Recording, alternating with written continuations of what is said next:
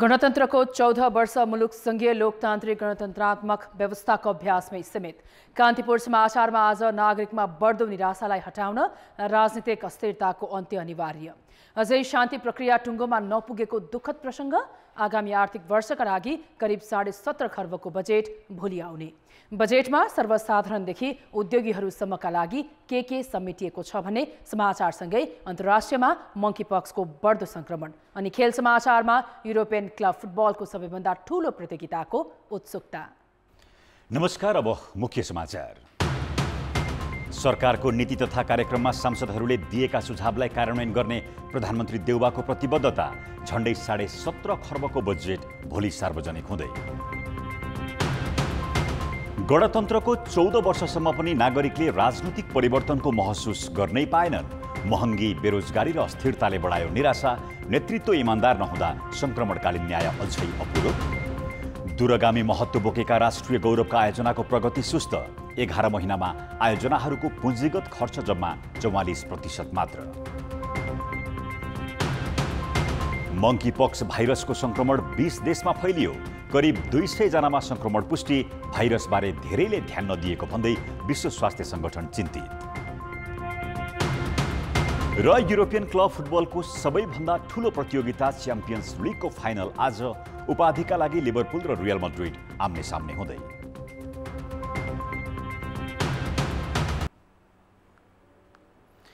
प्रधानमन्त्री शेरबहादुर देउबाले नीति तथा कार्यक्रममा समावेश गरिएका सबै विषयहरूलाई प्राथमिकताका साथ अघि बढाउने प्रतिबद्धता जनाएका छन्। सरकारले पेश गरेको नीति तथा कार्यक्रममाथि सांसदहरूले उठाएका प्रश्नको जवाब दिँदै प्रधानमन्त्री देउबाले दार्चुलाको लिपुलेक र लिम्पियाधुरा नेपालकै भूभाग भएको जवाब दिएका छन्। यसअघि संसदमा विपक्षी दलका नेता केपी शर्मा ओलीले लिपुलेक र लिम्पियाधुराको विषयमा मौन रहेको भन्दै प्रश्न उठाएका थिए।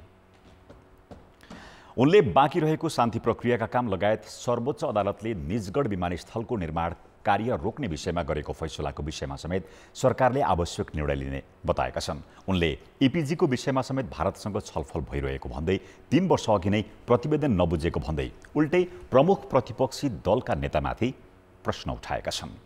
प्रधानमन्त्री देउबाले बीआरआई प्रोजेक्ट राज्यको क्षमता हेरेर अघि बढाउने समेत प्रतिबद्धता जनाएका छन्। उनले सरकार एक चीन नीतिमा अडिग रहेको पनि प्रश्न पारेका छन्।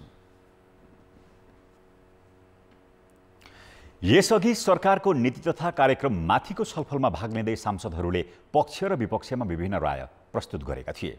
प्रतिनिधि सभामा सरकारका तर्फबाट राष्ट्रपति विद्यादेवी भण्डारीले मंगलबार नीति तथा कार्यक्रम पेश गरेकी थिइन्। अधिकांश सांसदले बजेटमा कृषि र उत्पादनमूलक व्यवसायलाई प्राथमिकतामा राख्नुपर्ने बताए।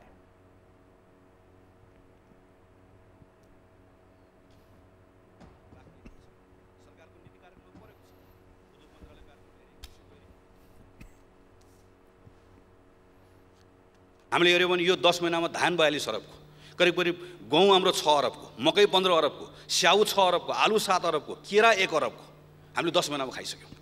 हाम्रो भान्सामा अहिले गएर हेऱ्यो भने हाम्रो करिब सबै कुरा, केही कुरा बाहेक करिब सबै कुराहरू, कुनै पनि कुरा हाम्रो उत्पादनले थ्याक्ने अवस्था छैन। कर प्रणालीलाई पुनरावलोकन गर्ने कुरा उल्लेख गरिएको छ। राजस्व सम्बन्धी नीति र कार्यक्रम ल्याउँदा र राजस्वका दरहरू परिवर्तन गर्दा त्यसको दूरगामी असरको विश्लेषण गर्नुपर्छ। कसैलाई अनुचित फाइदा हुने गरी ल्याउनु हुँदैन। कुनै व्यवसाय घरना वा स्वार्थ समूहलाई लक्षित गरेर कर तथा महसुल छुट दिन पाइँदैन। सभामुख महोदय, तराईका जिल्लाहरूलाई विकासको गतिमा अगाडि बढाउनका लागि, वैदेशिक लगानी ल्याउनका लागि र चाहिँ के छ भन्दाखेरि नदी नियन्त्रणका लागि प्राथमिकताका साथ तराई मधेस पूर्वाधार विकास कार्यक्रमलाई पुनः प्राथमिकता दिने गरी लानु पर्दछ। र पेट्रोलियम पदार्थलाई विस्थापन गर्न, विद्युतीय उत्पादनलाई बढावा दिई विद्युतीय साधन खरिदमा भन्सार महसुल छुट गराई विद्युतीय परिवहन प्रणाली लगायत अन्य विद्युतीय उपकरणको प्रयोगमा प्रोत्साहन गरिनुपर्ने आवश्यकता छ। त्यसैगरी उनीहरूले किसानका लागि मल, बिउ, बिजन लगायत आर्थिक आत्मनिर्भरताका बाटो पहिल्याउनु पर्नेमा सुझाव दिएका थिए। दुर्गामी महत्त्व बोकेका राष्ट्रिय गौरवका आयोजनाले चालु आर्थिक वर्षमा गति लिन सकेनन्। सरकार राजनीतिक अस्थिरतामा रुमल लिँदा आयोजनाका लागि छुट्याइएको बजेट समेत खर्च हुन सकिरहेको छैन। उत्पादन वृद्धिदेखि जनजीविकालाई सहज बनाउने अपेक्षा गरिएका आयोजना अस्तव्यस्त हुँदा अपेक्षाकृत रोजगारी सृजना हुन सकेन भने उत्पादन समेत भएन, जसका कारण दशकौंदेखि लक्षित समूहले लाभ लिन पाएका छैनन्। अमेरिकी अनुदान सहयोगमा 342 किलोमिटर विद्युत प्रसारण लाइन र 100 किलोमिटर सडक बनाउने भनिएको एमसीसी परियोजनामा यस वर्ष 9 अर्ब 10 करोड बजेट विनियोजन गरिएकोमा हालसम्म 16 करोड 24 लाख अर्थात् जम्मा 2% मात्र खर्च भएको छ। पहिरोबाट क्षतिग्रस्त बनेको मेलम्चीमा 2 अर्ब 47 करोड छुट्याइएकोमा 40 करोड 74 लाख अर्थात् 16% मात्र विकास खर्च भएको छ। बुढी गण्डकी जलविद्युत आयोजनामा 24, रेल, मेट्रो तथा मोनोरेलमा 32, भेरी बबई डाइभर्सनमा 24, सिक्टा सिँचाइ आयोजनामा 42, राष्ट्रपति चुरे संरक्षण कार्यक्रममा 43, पुष्पलाल र हुलाकी राजमार्गमा 49% मात्र विकास खर्च भएको छ। राष्ट्रिय गौरवमा समावेश अन्य आयोजनाको पनि हालत उस्तै छ। हाम्रा कानुनी कुराहरू संरचनागत तन्दुरुस्ती हुन नसक्दाखेरि को अवस्थामा चाहिँ केही खर्च कमी भएको, तर हामी अहिले चाहिँ पुँजीगत खर्चको एउटा लय समाति राखेको अवस्थामा छौँ। 11 महिनाको अवधिमा राष्ट्रिय गौरवमा समावेश आयोजनाको पुँजीगत खर्च जम्मा 44% छ। बिना अध्ययन राष्ट्रिय गौरवका आयोजनाको सूची बढाउने होडले ठूला आयोजना अस्तव्यस्त बनिरहेका हुन्। मेरो क्षेत्रको, मेरो निर्वाचन क्षेत्रको अथवा मेरो जिल्लाको आयोजनाहरू चाहिँ जसरी पनि पसोस्, सके राष्ट्रिय गौरवमै पसोस्, नभएदेखि रूपान्तरणकारीमा पसोस्, नभए P1मा पसोस् भन्ने जुन होडबाजी, राजनैतिक होडबाजी भन्छ म यसलाई छ। त्यसमा अलिकति ब्युरोक्रासीले पनि केही चासो होला, केही स्टेक होला त्यसमा। यसले गर्दा योजनाहरू चाहिँ हामीले थाम्नै नसक्ने गरी, थ्याक्नै नसक्ने गरी योजनाहरू छनौट भए। निजगढ अन्तर्राष्ट्रिय विमानस्थलको प्रारम्भिक कार्य सुरु नहुँदै सर्वोच्च अदालतले परियोजना अगाडि नबढाउन आदेश दिएको छ भने बुढी गण्डकी आयोजनामा 1 दशकदेखिको अन्यल हटेको छैन। सिक्टा लगायतका सिँचाइ आयोजनाको भविष्य के हुने भन्ने अझै टुङ्गो लागेको छैन। राष्ट्रिय गौरवका आयोजनाहरू सञ्चालन गर्न थालेको करिब 12-13 वर्ष भइसक्यो र यसमा देखिएका समस्याहरू विगत र आज देखिएका समस्यामा उस्तै छन् र त्यसमा सबभन्दा पहिलो कुरा चाहिँ पूर्व तयारी नपुगेको हो। छनौटमा हामीले अलिकति बढी ध्यान दिनु पर्थ्यो, त्यो पनि गर्न सकेनौँ। जे जस्ता आयोजनालाई राष्ट्रिय गौरवका आयोजनामा राख्यौँ। अनुमान भन्दा झण्डै दोबर लागत र समय खर्चिएर राष्ट्रिय गौरवमा समावेश भएका केही आयोजनाले पूर्णता पाइसके पनि सञ्चालनमा समस्या देखिएको छ। सरकारले सम्बन्धित निकायबीच आवश्यक समन्वय गर्न नसक्दा पनि ठूला आयोजनाका काम प्रभावित भएका छन्। कान्तिपुर समाचारका लागि क्यामेरामा विनोद कोजु र सञ्जय लुइटेलका साथ बाबुराम तिमिलसिना, काठमाडौँ। नेपालमा राजतन्त्र अन्त्य गरेर गणतन्त्र स्थापना गरेको 14 वर्ष पूरा भयो। सबै राजनीतिक दल एकजुट भएर गणतन्त्र ल्याए पनि त्यसपछिका दिनहरूमा नागरिक तहमा गणतन्त्रको आवाज हुन नसकेको आम गुनासो छ। संविधानको व्यावहारिक कार्यान्वयन अभाव, राजनीतिक अस्थिरता, विकास र समृद्धिमा हुन नसकेको तीव्र प्रगति लगायतले नागरिकमा आशाभन्दा बढी निराशा चुलिन थालेको हो। 2062-63 सालको दोस्रो जनआन्दोलनले नेपालमा 250 वर्षदेखि जरा गाडेर बसेको राजतन्त्र अन्त्य भयो। यो जनआन्दोलन कुनै एक दलको वा एउटा समूहको मात्र थिएन। सबै राजनीतिक दल, नागरिक समाजदेखि आम नागरिक आन्दोलनमा होमिएपछि राजतन्त्रले घुँडा टेक्यो र संविधान सभाको निर्वाचन हुने निश्चित भयो। 2064 सालमा भएको निर्वाचनबाट गठित संविधान सभाको पहिलो बैठकबाट 2065 जेठ 15 गते औपचारिक रूपमा मुलुकलाई गणतन्त्र घोषणा गरियो। मूलतः समावेशी लोकतन्त्र, संघीयता, धर्मनिरपेक्षता र गणतन्त्र बदलिएको व्यवस्थाको सार थियो। संविधान सभाबाट 2072 असोज 3 गते संविधान जारी भयो र संविधानतः मुलुक संघीय लोकतान्त्रिक गणतन्त्रात्मक व्यवस्थाको व्यावहारिक अभ्यास गरिरहेको छ। जनताले आफ्नो अधिकारको लडाइँ लड्दै गरे र हजार बलिदान गरे आफ्नो, त्यसको उपलब्धि हो यो। अब यो पिरियडमा 15-16 वर्ष भइसक्यो। यो 15-16 वर्षमा जुन हामीले कसरी गइरहेछौँ, नेपाल गणतन्त्र चाहिँ कसरी गइरहेछ भनेर निश्चय नै गणतन्त्र, लोकतन्त्र, संहिता, समावेशिता, धर्मनिरपेक्षता र यो समावेशी लोकतन्त्रको सिद्धान्त अनुसार यो परिवर्तन भएको हो। व्यवस्था परिवर्तन भएको पनि 14 वर्ष पुरा भइसकेको छ, तर जनजीविकाका सवालमा तात्विक परिवर्तन हुन नसक्दा नागरिकमा रोष प्रकट हुन थालेको छ। मुलुक रूपान्तरणको अध्यायमा लागेका दलहरूका पुरानै रवाबका कारण वर्तमान व्यवस्थाप्रति नागरिकमा निराशाको बिउ उम्रन थालेको नागरिक अभियन्ताहरूको बुझाइ छ। राजतन्त्र गयो तर नेताको गुजाराको माध्यम बन्यो लोकतन्त्र। मूल दलहरूमा दण्डित आन्तरिक लोकतान्त्रिक विधिबाट पनि दण्डित गर्न सकेनन् कार्यकर्ताहरूले, जस्तो पार्टीहरूका महाधिवेशनहरू सम्मेलनहरूबाट, र जनताले पनि मतको माध्यमबाट तिनीहरूलाई छाँट्न सकेनन्। दलहरू एकभन्दा बढी तर एउटै खाले साइनबोर्ड भएका दलहरूको शासन प्रणालीभित्र बाँच्न विवश भइरहेका छन्। त्यो हुनाले मलाई लाग्छ नागरिक अपेक्षा परिवर्तनका निम्ति नागरिक एउटा त्यो गणतन्त्र जसको नागरिक तन्त्रको जुन परिकल्पना थियो त्यो परिकल्पना चाहिँ अगाडि बढ्न सकेको छैन। त्यसो त व्यवस्था परिवर्तन भएपछि मुलुकमा सकारात्मक परिवर्तन नै नभएको चाहिँ होइन। राजतन्त्रको अन्त्यसँगै राजाको ठाउँमा नागरिकले राष्ट्रपति बन्ने अवसर पाएका छन्।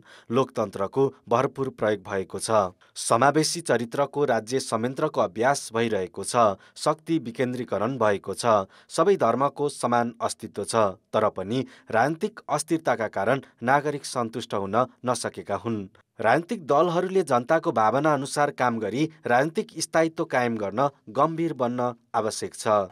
कान्तिपुर समाचारका लागि क्यामेरामा श्याम श्रेष्ठ र रूपक कोइरालाका साथ पर्वतराज घिमिरे र अवतार राई, काठमाडौँ।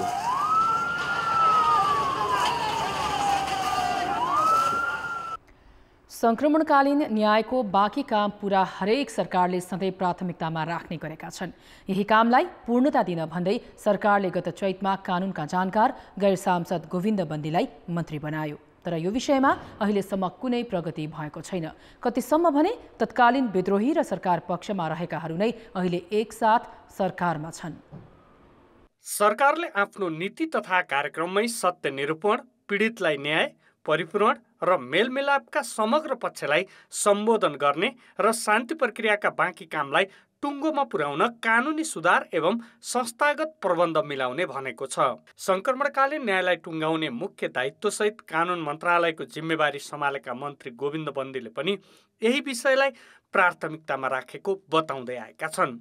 उता सरकारले गठन गरेका सत्य निरूपण तथा मेलमिलाप आयोगमा 63,000 भन्दा बढी र बेपत्ता पारिएका व्यक्तिको छानबिन आयोगमा 3,000 को हाराहारीमा उजुरी छन्।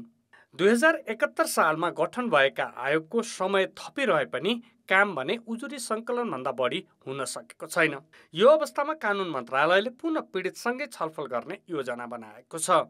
प्रादेशिक स्तरमा 7वटा प्रदेशमा बजेटको लगत्तै पछि हामी चाहिँ देशभरि एउटा के छ भने पीडितहरूसँग अब कस्तो खालको कानुन निर्माण गर्दा नेपालको संक्रमणकालीन न्याय प्रक्रियालाई पीडित केन्द्रित र संक्रमणकालीन न्याय प्रक्रियाका 4वटा अवयवहरू सत्य, न्याय, परिपूर्ण र संस्थागत सुधार जस्ता अवयवहरू पुरा गर्न सकिन्छ भन्ने कुराको परामर्श र यो प्रोसेसलाई कसरी रिफर्म गर्ने भन्ने कुरामा जाँदैछौँ।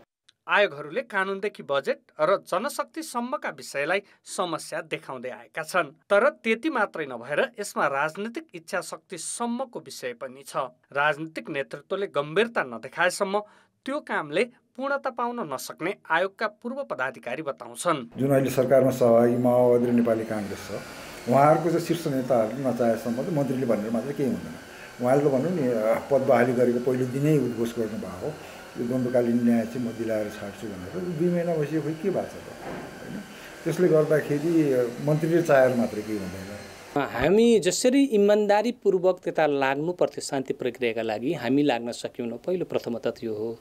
दोस्रो कुरा चाहिँ जसरी ऐन नियम कानुनहरू बनिनु पर्थ्यो त्यो पनि बन्न सकेको अवस्था छैन।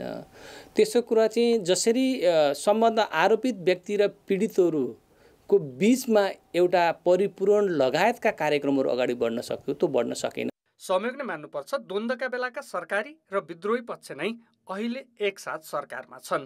त्यसो त तत्कालीन विद्रोही दल माओवादी केन्द्रबाट 2 जनाले सरकारको नेतृत्व समेत गरिसकेका छन्। तर पनि संक्रमणकालीन न्यायलाई पूर्णता दिने विषयमा सम्मिलित सरकार गम्भीर देखिँदैन।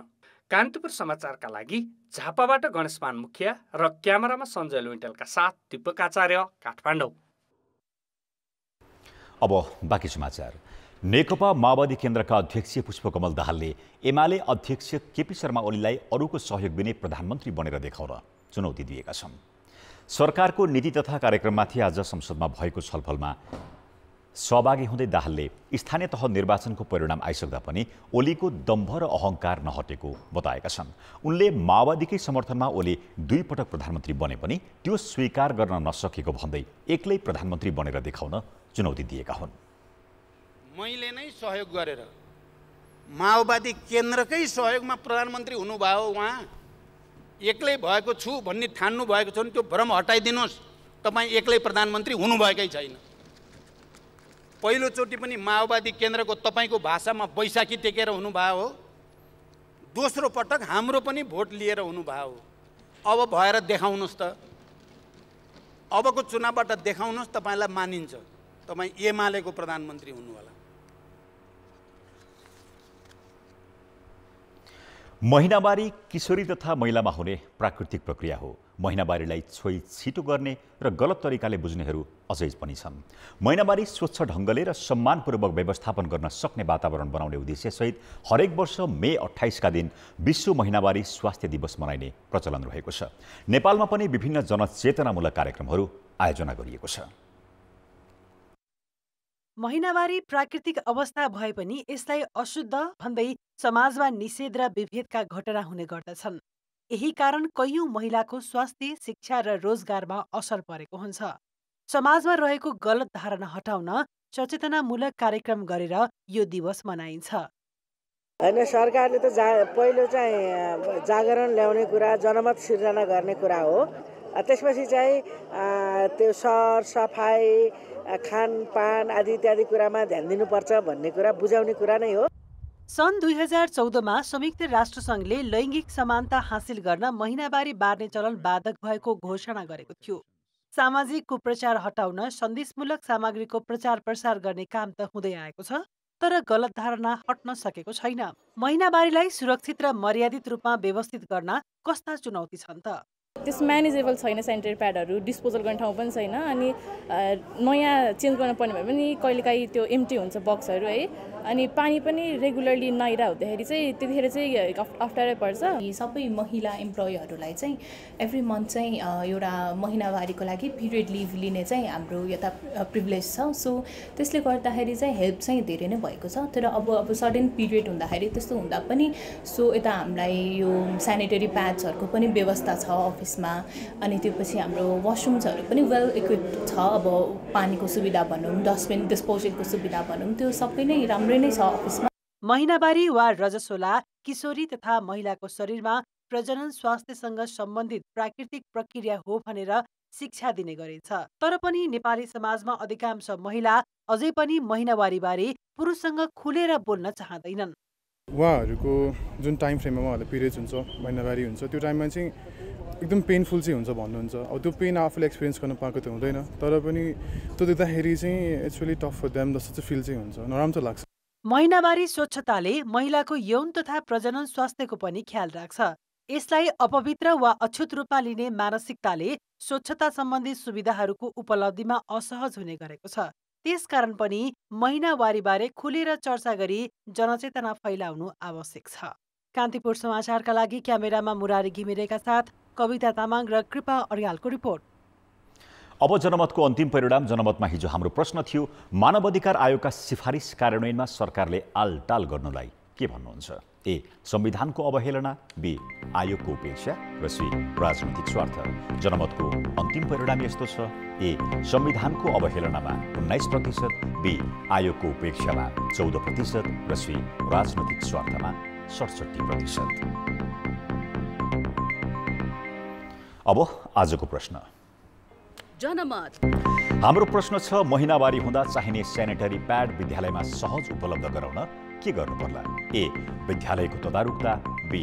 विद्यार्थीको चासो कृषि बजेटको व्यवस्था।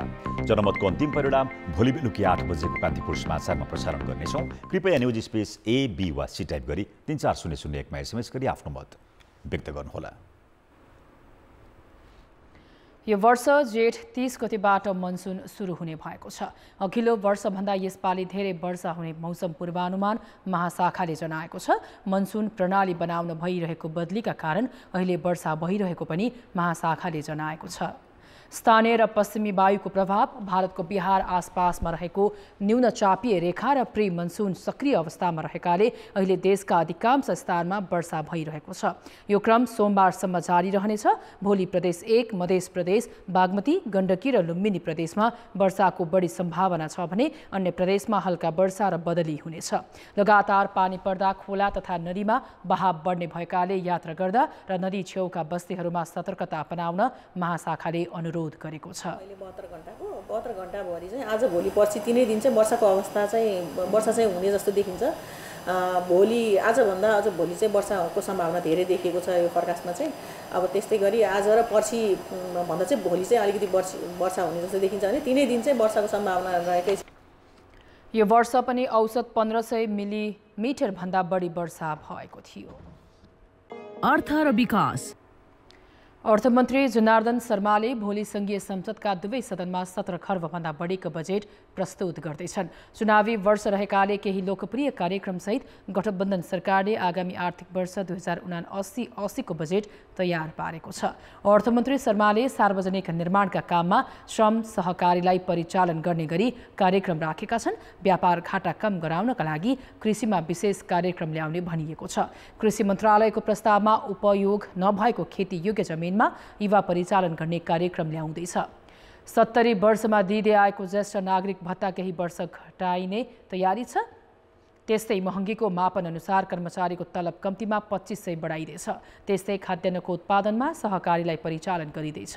प्रधानमन्त्री कृषि आधुनिकीकरण परियोजनाको कार्यक्रम सामान्य परिमार्जन गरिने भएको छ। उद्योग मन्त्रालयले स्वदेशी वस्तुको उत्पादन र प्रवर्धनका लागि विशेष कार्यक्रम बजेटमा आउँदैछ। सरकारी कर्मचारी तथा सेना प्रहरीका लागि नेपालमै बनेका वस्तुको उपभोग बढाउन कार्यक्रम राखिनेछ। यस्तै विद्युतीय सवारी तथा उपकरणको प्रयोगमा जोड दिने गरी कार्यक्रम ल्याइने बताइएको छ। तर विद्युतीय सवारी साधनमा दिँदै आएको भन्सार महसुल भने केही घटाउने तयारी छ। शहरी विकास र भौतिक मन्त्रालयले सिफारिसमा क्रमागत आयोजनामा बजेट केन्द्रित गर्ने भएका छन्। अब जनताको आवाज हामीले 7 प्रदेशमा सोधेका छौँ। बजेटमा तपाईलाई के कुरा समेटियोस् भन्ने लाग्छ? जनताको आवाज। शिक्षा र स्वास्थ्यमा चाहिँ हाम्रो चाहिँ लगानीलाई अलिकति अभिवृद्धि गर्नुपर्छ। खानेपानी, सार्वजनिक शौचालय, कृषिमा बढी मात्रामा ध्यान दिनु पर्यो। देशमै चाहिँ रोजगारीका अवसरहरू चाहिँ खुलाउने किसिमका चाहिँ बजेट हुनु पर्यो। मजदुरपक्षीय योजना ल्याउनु पर्यो। गरिब महिला तथा बालबालिकाहरूको लागि क्षमता अभिवृद्धि तालिमहरू भयो। भौतिक विकास, सडक निर्माणका कुराहरू छन्। महँगीलाई पनि नियन्त्रण गर्ने खालको शिक्षा र स्वास्थ्यलाई सबैभन्दा पहिलो प्राथमिकता दिनुपर्छ। महिलाहरूलाई एउटा साना उद्योग गरेर उनीहरूले के अरे रोजगारीमूलक कार्यक्रम अगाडि ल्याउनलाई त्यसको लागि छुटहरूको प्रावधान हुनु पर्यो। मजदुरका छोराछोरीहरूलाई निःशुल्क पठन पाठन, स्वास्थ्यको लागि उचित बजेट समावेश हुनु पर्यो। शिक्षामा पनि हामीलाई हेर्नु पर्यो। सानो व्यापार गर्नको लागि सहुलियत दरमा कर्जा उपलब्ध गराइदिनु पर्यो। महँगीको नियन्त्रणको लागि पनि बजेटमा चाहिँ केही व्यवस्था गरेको हुनुपर्छ। कृषिमा आधारित कार्यक्रमलाई बढी नै प्राथमिकता दिएर ल्याउनु पर्छ। विस्थापित भएका उद्योग धन्दाहरू पुनर्स्थापना गर्न पर्यो। महिलालाई स्वरोजगार गराउनको लागि चाहिँ बजेट छुटियोस्। जनतालाई सन्तुष्ट दिने किसिमको महँगी जुन छ नि त्यसलाई नियन्त्रण गर्नको लागि कृषक वर्गहरूको आधारभूत आवश्यकतालाई परिपूर्ति गर्ने खालको युवाहरूलाई स्वदेशमै रहने खालको उद्योगीले उत्पादन गरेका वस्तुहरू स्थानीय तहमै खपत हुने खालको निमुखा वर्गलाई समेट्ने खालको बजेटमा युवा तथा महिलाहरूलाई आत्मनिर्भर हुने खालको वितरणमुखी नभइकन उत्पादनशील। खेलकुद समाचार। कान्तिपुर खेलकुद समाचारमा स्वागत छ। विश्व क्रिकेट लिग 2 अन्तर्गत त्रिकोणात्मक सिरिजका लागि नेपाली टिम आज अमेरिका प्रस्थान गरेको छ। चोटका कारण तीव्र गतिका बलर विक्रम सोप टिमबाट बाहिरिएका छन्। नेपाली टोली नेपाली टोली सिरिजका लागि साँझ 6 बजे अमेरिका प्रस्थान गरेको हो। विक्रमले भने ढाडको समस्याका कारण भ्रमण गुमाए। उनको स्थानमा स्पिनर सुशान भारी टिममा समावेश भएका छन्। नेपाल अधिकांश युवा खेलाडी सहित अमेरिका गएको छ। अमेरिका प्रस्थान गर्नुअघि मुख्य प्रशिक्षक पुबुदु दासानायकेले पर्याप्त आत्मविश्वास र तयारी सहित अमेरिका र ओमान विरुद्ध खेल्ने बताए। Cricket is like, we have done so much hard work in the last 5-6 weeks, playing couple of series and then training in last 2-3 weeks. So I think from the cricketing point of view, we are really ready. Different part of the world where many have not been in there. Some of the team members that we have, they are new to the system. But overall, I think we have put a great foundation. यसअघि आजै Nepal cricket संज्ञानले खेलकुद मन्त्री महेश्वर घतराजको उपस्थितिमा टिमको विदाई गरेको थियो। कप्तान सन्दीप लामिछानेले लिग 2 का प्रत्येक सिरिज महत्त्वपूर्ण भएको बताए। Still you gotta believe everybody. र त्यो विश्वास हामीमा सबैमा एकार्कामा छ र सबैजनाले उत्तिकै मेहनत गरिरहेको छौँ। त्यो चाहिँ हामी बारम्बार भनिरहेको छौँ र त्यो एउटा जुन नेपालमा हामी अहिले सिरिज खेलेको छौँ 2 टा हैन, त्यसमा चाहिँ डेफिनेटली त्यो हाम्रो फिर्ता आएको छ रिदमहरू पनि, चाहे त्यो बोलिङ वाइज होस् या ब्याटिङ वाइज होस् हैन। So definitely there is no doubt I'm pretty much sure कि यो 4 गेममा चाहिँ हाम्रो ब्याटिङले नै जिताउनेछ। नेपालले सिरिज अघि अमेरिकामा स्थानीय 2 टिमसँग अभ्यास खेल खेल्ने तालिका छ। अभ्यास खेलमा नेपाली राष्ट्रिय खेलाडी बसन्त रेग्मी र पृथु बास्कोटाले नेपाल विरुद्ध खेल्नेछन्। जेठ 26 मा ओमानसँग खेल्दै नेपालले सिरिजको सुरुवात गर्नेछ। दोस्रो खेलमा 28 गते अमेरिकाको सामना गर्नेछ। यस्तै जेठ 31 मा ओमानसँग र असार 1 मा अमेरिकासँग दोस्रो खेल खेल्ने तालिका छ। यसअघि 3 सिरिजका 12 खेलमा 6 जित निकालेको नेपाल तालिकाको 6औं स्थानमा छ। 16 खेल खेलेको अमेरिका 14 अङ्क सहित 5औं स्थानमा छ। ओमान शीर्ष स्थानमा छ। युवा तथा खेलकुद मन्त्री महेश्वर घतराजले नेपाल क्रिकेट संघ क्यानले गर्ने प्रतियोगिता मात्र आधिकारिक हुने बताएका छन्। क्यानले नेपाल T20 लिग आयोजना गर्ने भएपछि यसअघि आयोजना हुँदै आएका अन्य फ्रेन्चाइज लिगलाई मान्यता नदिने प्रश्न पारिसकेको छ। विश्व क्रिकेट लिग 2 खेल्न जाने नेपाली क्रिकेट टिमको विदाई कार्यक्रममा मन्त्री घतराजले क्रिकेटको विकासका लागि क्यानले नै सरकारसँग सहकार्य गर्ने भएकोले अन्य प्रतियोगिताबारे चासो नराख्ने बताए। त्यो तयारीतिर भइरहेकै बेलामा अर्को खालको एउटा नकारात्मक परिघटना पनि तपाईहरुले सुनिराख्नु भएको छ। त्यो सबै कुरा सम्झेर नजानु होला। त्यसको हल हामी आफै गर्छौं, नेपालमै गर्छौं। किनकि नेपालमा क्रिकेटको आधिकारिक निकाय भनेको क्रिकेटको राज्यसँग टच भएको आधिकारिक निकाय भनेको क्यान नै हो। क्यानले जे खेल सञ्चालन गर्छ, जे प्रतियोगिता, जे इभेन्ट्स गर्छ त्यो नै आधिकारिक हो। विगत केही वर्षदेखि आयोजना हुँदै आएको एभरेस्ट प्रिमियर लिग EPL-लाई क्यानले मान्यता नदिएपछि विवाद अदालतसम्म पुगेको छ। EPL आयोजक र सहभागी 6 टिम मालिकले मान्यताको माग राख्दै सर्वोच्च अदालतमा रिट दायर गरेका छन्। खेलकुद समाचार अहिलेलाई यति नै। अब मौसम सम्बन्धी जानकारी।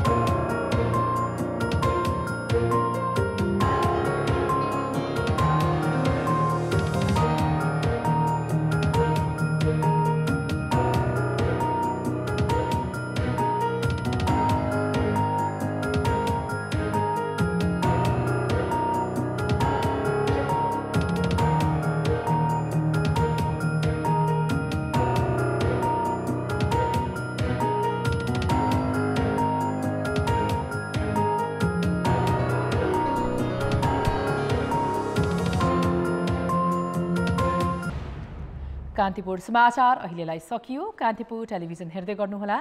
नमस्कार।